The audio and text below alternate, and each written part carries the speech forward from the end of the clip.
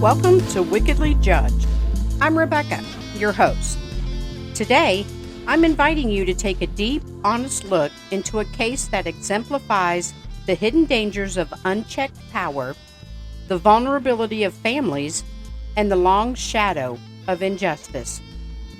This is the story of Joshua Brazzel, a case that on the surface might look like just another conviction, but beneath it lies a web of personal vendetta, procedural shortcuts, and a family forever changed.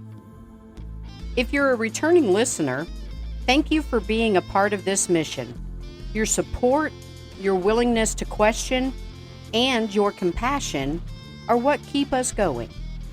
If you're new here, I want you to know what Wickedly Judged stands for. We expose wrongful convictions. We fight for real justice reform. And we refuse to accept that anyone, no matter their background, deserves to be unfairly judged by a broken system. In today's episode, we are going to recap the Joshua Brazzel case. There are no interviews, no dramatic reenactments, just the facts, the timeline, and the real impact on Joshua and his sons. I want you to walk with me through every step to feel what they felt and to see how a single case can ripple through generations. So settle in. This is the story of how hidden motives, unchecked authority, and a rush to judgment can destroy lives. Lawrence County, Indiana. It's the kind of place where everyone knows your name, and more importantly, your family's history. Small towns can be comforting, but they can also be suffocating. Rumors travel faster than facts, and reputations can be made or destroyed overnight. Joshua Brazzel grew up here. He was a young father, only 23 when his life changed. He worked hard, provided for his family, and tried to keep his head down. He wasn't perfect, but who is? But he was present. He was a dad, a partner, and a member of a blended family doing their best to make it work. But even in the most loving homes, outside forces can create cracks. For Joshua, that outside force was a custody dispute, a battle that would soon become the catalyst for everything that followed. Joshua's home was lively and full. He and his partner were raising their children together, including her 8-year-old son from a previous relationship. The house was filled with laughter, sibling squabbles, and the everyday chaos of family life. But there was tension. The biological father of the 8-year-old, Joshua's partner's ex, remained involved, and as is often the case, emotions ran high. Custody arrangements can be complicated, but in this case, the stakes were about to become life-altering. Custody battles are rarely just about the child. They're about power, control, and sometimes revenge. In Joshua's case, the biological father of his partner's 8-year-old son wanted emergency custody. The only way he could get it? Remove Joshua from the picture. This wasn't just a private family matter anymore. The biological father's desire for custody became the spark that would ignite a chain reaction, one that would involve law enforcement, the courts, and ultimately the lives of everyone in Joshua's home. Crucially, the fact that the biological father had filed for emergency custody and stood to benefit directly from Joshua's removal was never disclosed to the judge or jury. This omission created a conflict of interest at the very heart of the investigation, tainting the process from the very start. But the most shocking part of this case is the so-called confidential informant. The police's main source was the 8-year-old boy at the center of the custody dispute. An 8-year-old asked to describe what he saw in Joshua's home, but unable to provide clear and accurate details. He mentioned things he didn't understand, and his words were interpreted, filtered, and ultimately weaponized by adults with their own agendas. But the story doesn't stop there. When questions arose about the reliability of the child's testimony, police changed their narrative. Suddenly, there were 3 confidential informants. The statements of the child's parents, especially the biological father, who stood to gain custody if Joshua was out of the way, became evidence too. Again, the judge and jury were never told about the emergency custody filing or the biological father's motive. This critical piece of context, which could have cast doubt on the entire case, was hidden from those tasked with deciding Joshua's fate. On a cold January night at 2:47 a.m., law enforcement descended on Joshua's home. The operation was military style. Flashbang grenades, armed officers shouting, chaos. 5 children were inside the house, including a 5-week-old baby. The trauma of that night would linger for years. What justified such an extreme response for just a search warrant? There was no evidence of violence, no history of threats, no urgent danger. The justification for this raid was never clearly established, except, perhaps, in the minds of those who wanted Joshua gone. The officers tore through the house. It looked like a battlefield. They searched every room, upending belongings, and left destruction in their wake. But despite the drama and disruption, no drugs were ever found in Joshua's home. Nothing that matched the story spun by the informants. They did search a storage unit associated with Joshua and supposedly found drugs and cash. But the link between Joshua and the unit was based on hearsay and circumstantial evidence at best. The trial was very murky. For the children, that raid was a nightmare. Woken up by explosions, separated from their parents, forced to witness the destruction of their home. For Joshua, it was the end of life as he knew it.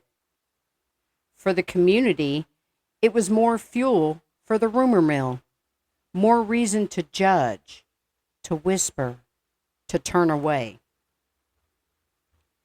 The investigation that followed was riddled with holes. There were no controlled buys, no undercover purchases to verify the claims of his drug dealing. There were no eyewitnesses, no direct evidence tying Joshua to any criminal activity in his home. The police leaned heavily on the statements of the 8-year-old, his parents, and the circumstantial link to the storage unit. They never disclosed the custody dispute or the biological father's emergency custody filing, nor his clear motive for removing Joshua from the home. The judge nor the jury ever heard this. They never provided a clear, unbiased account. In court, The prosecution spun a story of a major drug dealer. They pointed to the drugs found in the storage unit and the cash as proof. The defense challenged the credibility of the informants, highlighted the lack of evidence in the house, and tried to raise questions. But the system was stacked against Joshua. The jury only heard part of the story. They didn't hear about the revenge motive, the hidden conflicts, or the trauma inflicted on the children. Joshua was convicted on all counts. He received 50 years for dealing methamphetamine, which is a Class A felony, 8 years for dealing marijuana, which is a Class C felony, and 3 years for receiving stolen property, which is also a Class C felony. That's a total of 61 years, with the sentences being ran concurrently. Judge William Sleva called it a phenomenal amount of drugs. Only 519 days of time served were credited to Joshua. With good behavior, Indiana law allows for a sentence to be cut in half, but Joshua still faced at least 24 years behind bars. For Joshua's sons, the loss was immediate and devastating. Their dad was gone, not just for a few years, but for what felt like a lifetime. Birthdays, holidays, school events, sports, all marked by his absence. The pain of missing their father was made worse by the public nature of his conviction. Everyone in their small town, everyone knew the Brazzel name. This was the largest drug bust in the history of the county. And of course, everyone had an opinion, a rumor, a judgment. The boys were followed by whispers at school, sideways glances at the grocery store, and the constant reminder that their family was, well, different.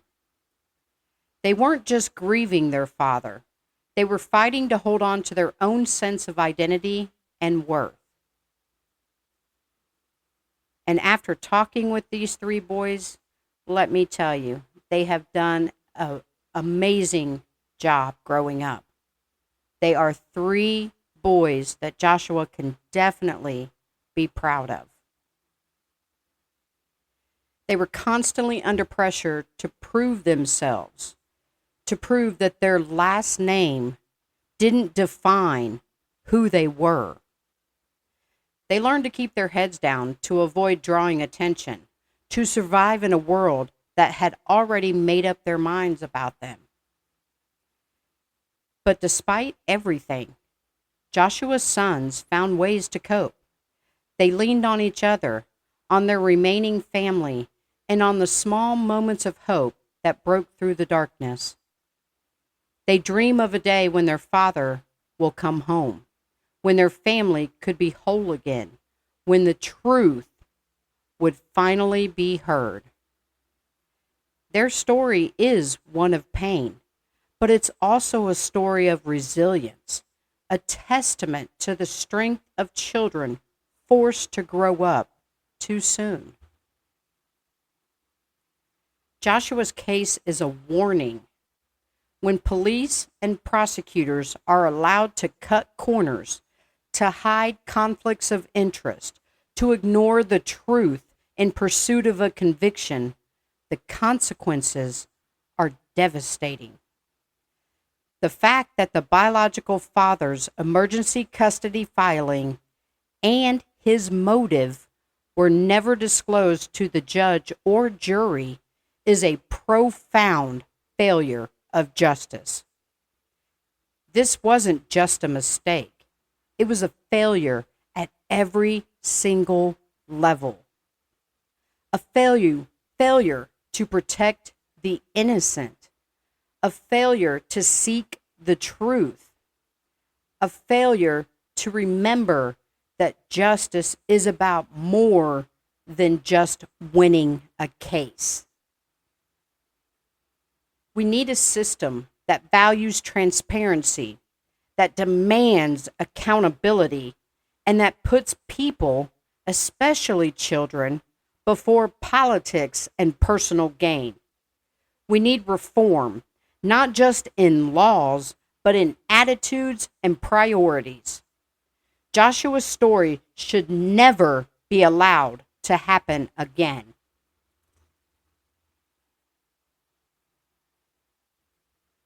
And here's how you can help. Share this episode. Send it to a friend. Post about it on your socials and tag us.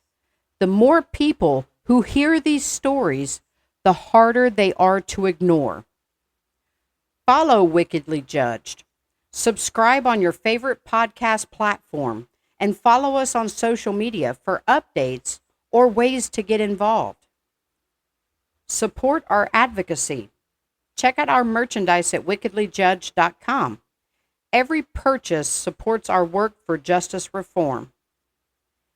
If you have a story or you want to help, email us at wickedlyjudged@gmail.com, or you can call us directly, 513-393-7452.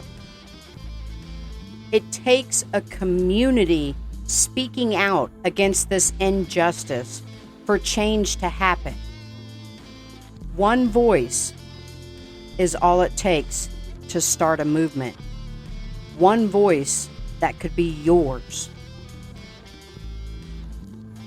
I want to give a special thanks again to Veteran Alliance for their support, and to JP Verse of Versefire Records for providing the music that keeps our message strong. Thank you for listening, for caring, and for being a part of Wickedly Judged.